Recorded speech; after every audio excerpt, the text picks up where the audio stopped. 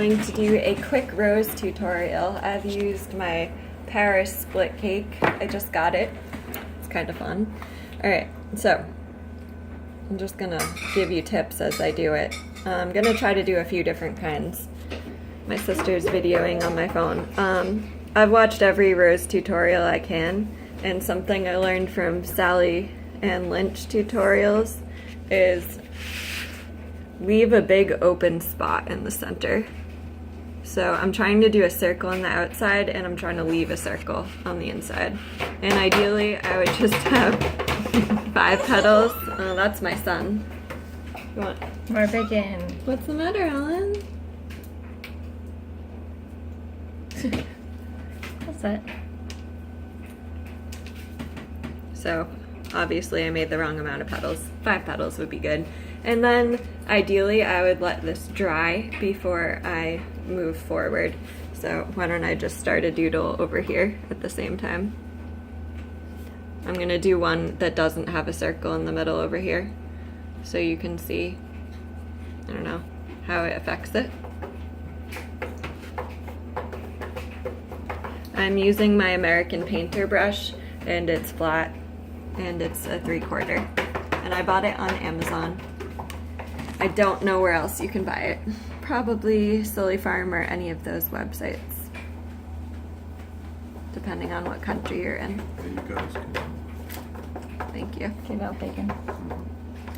Okay, so it's not completely dry, but I'm gonna move on. Adding a second layer of petals before the rosebud really makes a big difference. And I'm gonna make mine different shaped. So this is something I picked up just kind of like on my own. So I'm gonna make some pointy ones in the gaps. And obviously you can't like turn a paper when it's on someone's face, but I'm just turning it now because it's easier. So obviously this isn't gonna look like a necessarily real rose, but it's just how I've started doing it, and it's fun. On the other one, I don't think I have room for a second layer of petals, so I like to take a lot of care when I load up my brush. I don't know how other people do it so quickly, but I kind of like really feel the paint sliding across my brush, and I try to make sure I keep it from bleeding. More bacon. Okay, so on this one I'm gonna show you, this is what I used to do for roses. It's pretty dry. I'm going to make basically the same size and shape petal in a different spot, but it's gonna be for the bud. Maybe I'll even make it bigger. So there's that. It works better when I can let it dry, so I'm gonna move back and forth between these 2 flowers. I don't know, it's a little wet still.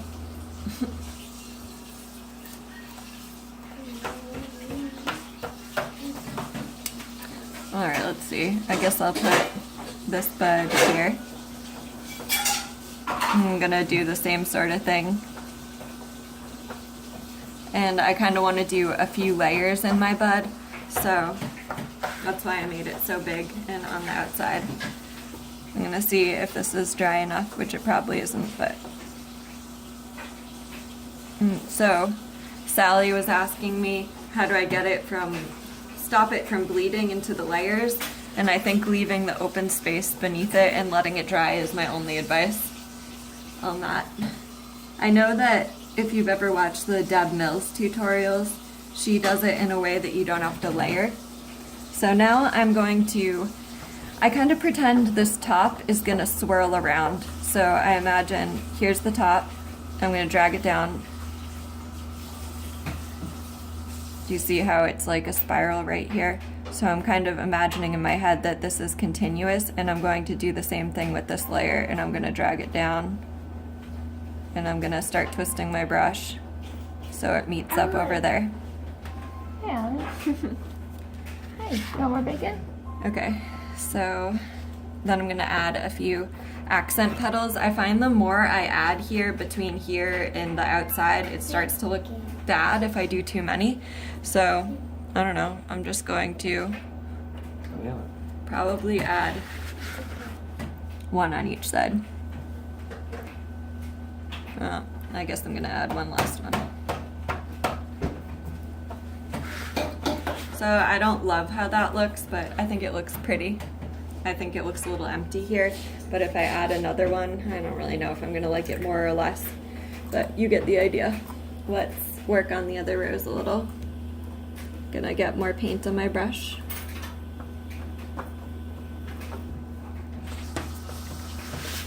And I'm going to do the same thing where I make another layer here.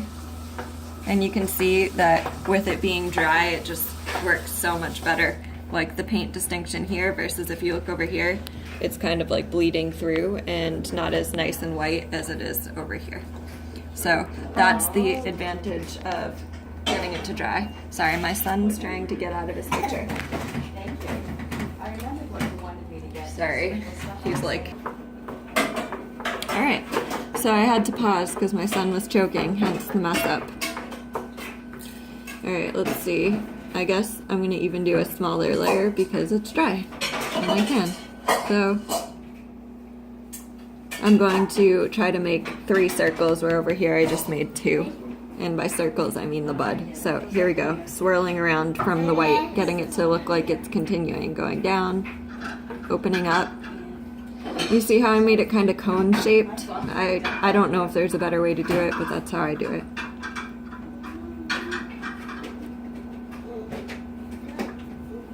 Now I'm gonna add something to hide the cone shape a little bit. Okay. Clearly this doesn't look like a real rose, but I like how it looks. Get up. You wanna get out, Alan? More juice. Yeah, I'm not so sure about these pointy petals. I don't like that really at all, but you can imagine just like rounding those out a bit more and having it look nice. I think that's it. So let's pause it, Liz.